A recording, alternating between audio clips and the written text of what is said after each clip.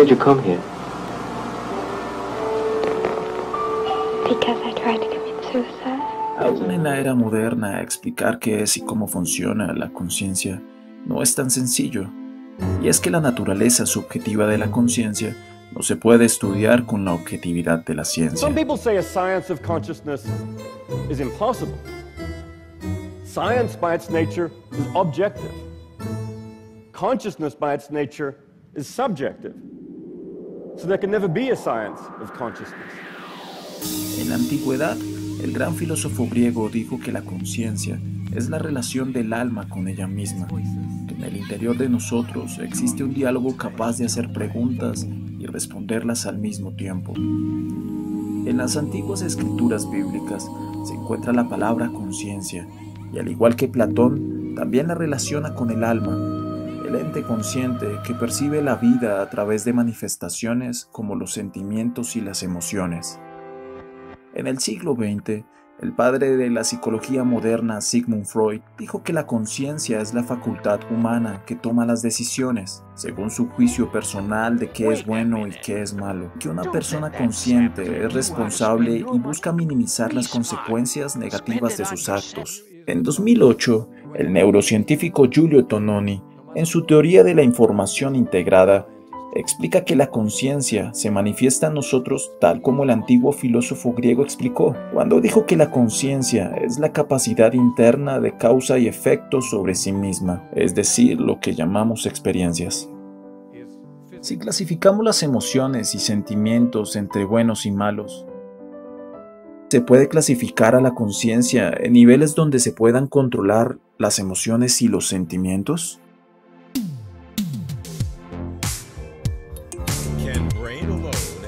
For consciousness. Consciousness is perhaps the biggest riddle in nature. Stripped to its core meaning, consciousness is...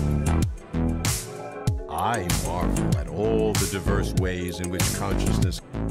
We are conscious of both the external world and our internal selves. We have no way of proving we or anything else exists. And yet, what it is and why we have it remain a mystery that some of the greatest minds have been unable to solve. En los años 60, se propuso este modelo llamado el cerebro triuno. Imaginemos por un momento que nuestro cerebro está dividido en 3 partes, cada parte con una inteligencia especial independiente. La primera parte se le llamó cerebro reptiliano. Controla los instintos básicos de supervivencia, las funciones autónomas, los músculos, la respiración y el latido del corazón. Aquí la conciencia es primitiva, o con características de una conciencia inferior. Por ejemplo, bajo su influencia somos egoístas, desviamos la atención de cuestiones relevantes y hasta devolvemos un golpe cuando nos agreden. La segunda parte fue llamada sistema límbico. Este regula las emociones, basándose en los estímulos agradables o desagradables. Se encarga de la memoria y de las relaciones sociales. Aquí la conciencia es materialista. Busca experimentar placer y satisfacción pasajera. La tercera parte se llamó neocórtex. Es donde están las llamadas funciones superiores, las que en realidad por su complejidad los diferencian de los animales, por características como la cognición, la percepción sensorial y el sofisticado control motriz. Es donde la conciencia se eleva a sentimientos como la empatía, el juicio imparcial, la imaginación, experiencias de desapego al ego y al siempre injustificado orgullo.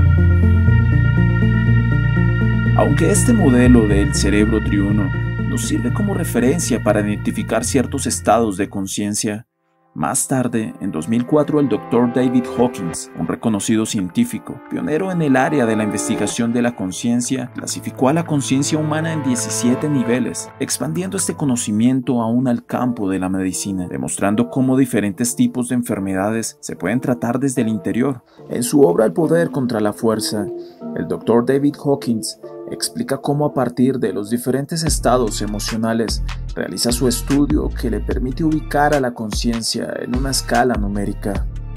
Al primer y más bajo nivel lo llamó vergüenza.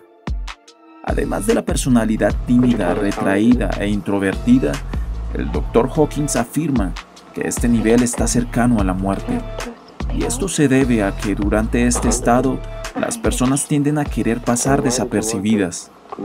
Freud también dijo que la vergüenza produce neurosis, destruye la salud emocional, por consiguiente también produce enfermedades físicas. El siguiente nivel es la culpa. Esta consume a sus víctimas en el remordimiento, la recriminación y hasta el masoquismo. Al querer luchar con la culpa, se llega a un sentimiento de acusación como el pecado, sentimiento que muchas veces es explotado por demagogos religiosos. La culpa es quien provee de odio, rabia y resentimiento hacia los demás. En el tercer nivel ubicó a la apatía, ese lugar donde se abandona la esperanza y ganas de vivir. Este vive entre la pobreza y la desesperanza. No permite ver un futuro alentador. Sus víctimas no solo son escasas de recursos, sino también carecen de energía para encontrar soluciones a sus problemas. En los niveles bajos de conciencia, cualquier persona que se enfrente al rechazo puede llegar a la tristeza absoluta. Pero por otra parte, durante el abandono, una persona con un nivel alto de conciencia no dejaría que su estado de ánimo dependiera de otras personas o circunstancias, pues sabe y reconoce que su persona es suficiente y tiene toda la libertad de sentirse triste o feliz, dependiendo únicamente de su propia decisión. Entre un estímulo y nuestra reacción existe un espacio. En este espacio tenemos el poder de elegir nuestra reacción. En este espacio se encuentra la libertad y nuestro éxito. Viktor Frankl, además de ser un psiquiatra, era un judío en la Alemania nazi. Fue arrestado y llevado a los campos de concentración, donde vivió situaciones inimaginables. Sus padres, su hermano y su esposa murieron en los campos de concentración. A excepción de su hermana, toda la familia de Frank fue asesinada. Fue torturado e indignado, nunca sabiendo si iba a ser asesinado en cualquier momento.